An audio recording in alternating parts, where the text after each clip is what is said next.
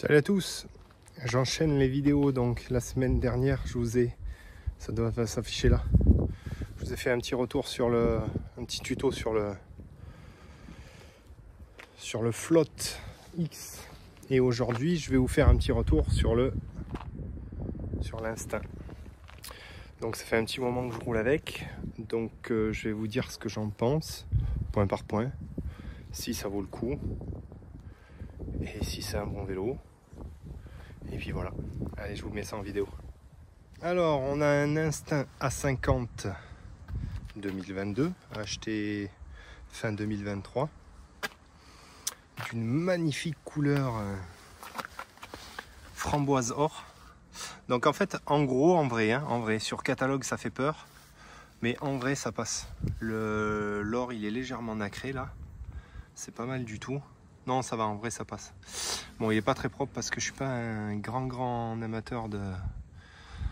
J'aime pas trop faire baigner mon vélo dans l'eau en fait. C'est pas productif du tout. Donc je garde toujours les plongeurs propres, la tige de sel aussi. Donc là, la tige de sel elle est en bas, mais c'est pour la vidéo. Mais normalement elle est toujours en haut, n'oubliez pas. Donc déjà, quel modif j'ai fait dessus quand je l'ai eu directement? J'ai mis directement ma One Up en 240, ça c'est obligatoire. J'ai mis ma selle parce que la selle WTB, moi j'accepte mal. J'ai mis des disques en 203 parce que d'origine sur l'Instinct, c'est comme l'Instinct, c'est un 140, 150.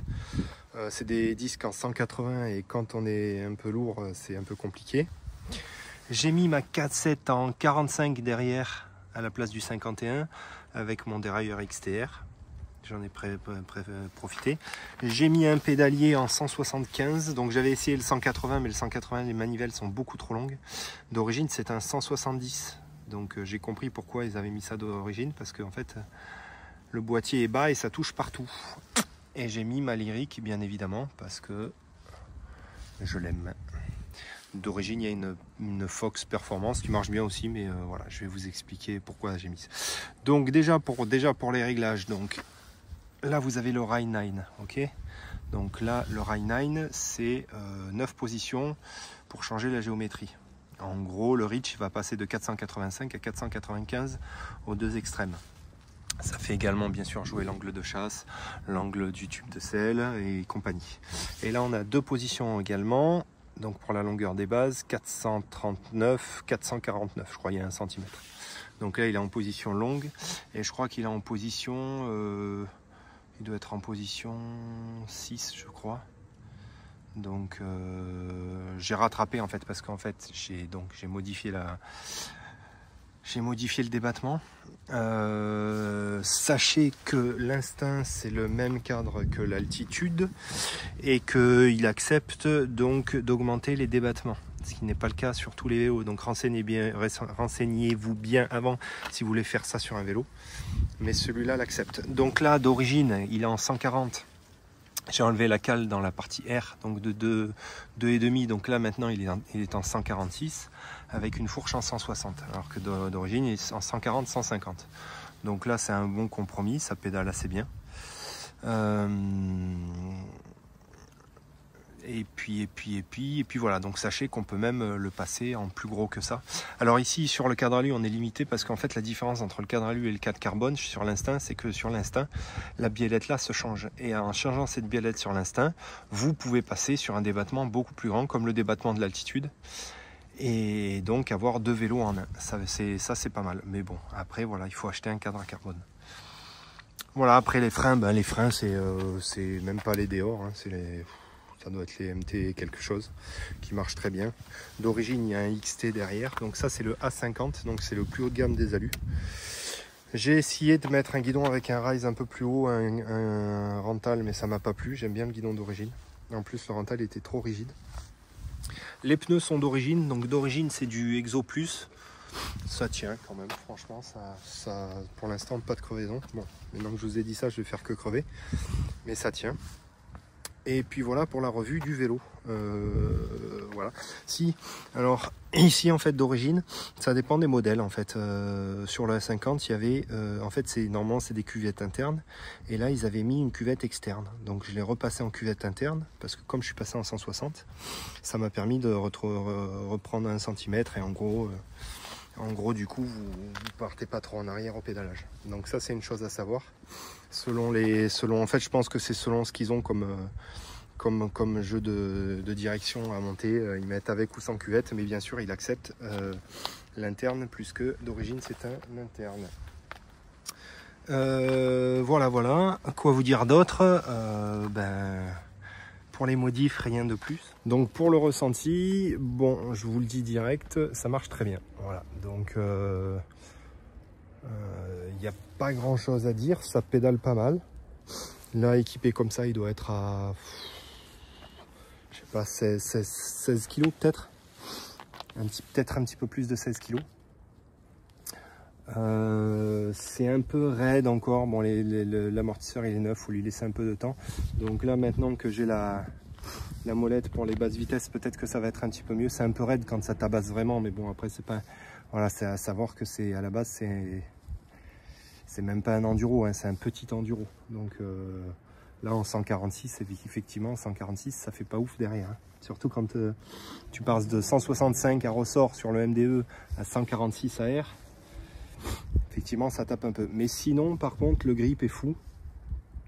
Il y a vraiment la géométrie est très bonne, il y a beaucoup de grip sur l'avant, ça pédale quand même bien.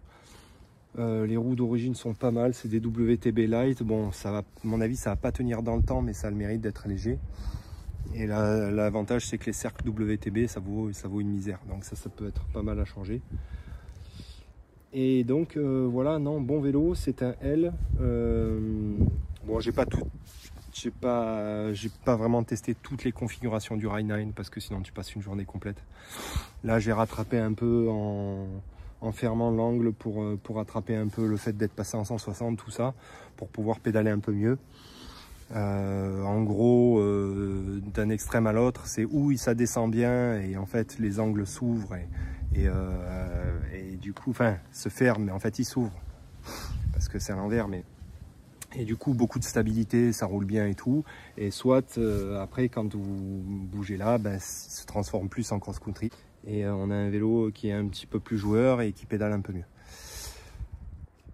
Donc si vous voulez choisir entre un altitude et un instinct, identifiez bien vos besoins et sachez que à la limite, si vous voulez un carbone et que vous êtes pas trop, prenez un instinct carbone, vous voyez comment ça dit, et puis si jamais ça dit pas, en changeant la biellette, vous pourrez passer sur des débattements plus grands assez facilement. Parce qu'il faut savoir que l'instinct pédale beaucoup moins bien quand même. L'altitude pédale beaucoup moins bien. L'altitude au pédalage, c'est un peu une enclume. Donc il faut quand même le savoir. Moi je pense que l'instinct comme ça c'est un bon compromis en ayant un petit peu, voilà, si vous passez sur une 160, simplement en passant sur une 160 et en enlevant la cale à air derrière, en sachant que attention, hein, toutes les modifs que je vous donne là, elles sont indiquées par Rocky Mountain, c'est-à-dire que dans votre livret d'entretien, c'est eux qui vous disent qu'on peut enlever la cale dans l'amortisseur, qu'on peut passer jusqu'à une fourche de 582 mm de haut, ça équivaut à peu près à une 170. Et c'est eux qui vous disent aussi que sur le carbone, on peut passer voilà, sur des débattements plus grands. Donc c'est pas moi qui invente, c'est pas du bricolage, c'est vraiment, voilà, c'est vraiment quelque chose qui est faisable avec ce vélo. Quid du mulet, je sais pas, j'ai pas testé le mulet, ça doit être faisable, mais comme le boîtier est déjà assez bas, ça risque de toucher un peu partout. À savoir qu'en 180 tu peux pas rouler, en 175 c'est limite, hein, franchement ça touche encore un peu partout. Mais bon, moi comme j'ai des longs segments, il faut que j'ai des manivelles qui soient assez longues parce que sinon mon centre de gravité il est très haut et j'ai du mal à trouver du grip en fait. Donc voilà, donc si j'ai oublié des trucs, posez-les moi en commentaire. N'oubliez pas que plus vous commentez dans la vidéo sur YouTube, plus vous m'aidez. Et voilà, n'hésitez pas à me poser des questions que j'ai peut-être pu oublier. Et puis voilà, n'hésitez pas. Allez, bye.